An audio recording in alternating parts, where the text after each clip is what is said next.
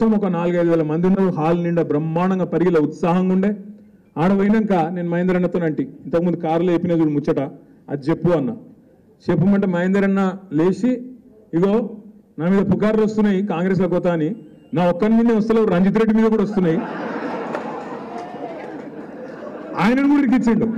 ఇరికిచ్చే ఈయన పక్కకెళ్ళి లొల్లి పెడుతుంది. ఈయన నా మీద ఎందుకు చెప్తున్నాను, నేను నా మీద పుకారుందా, ఈయన లొల్లి.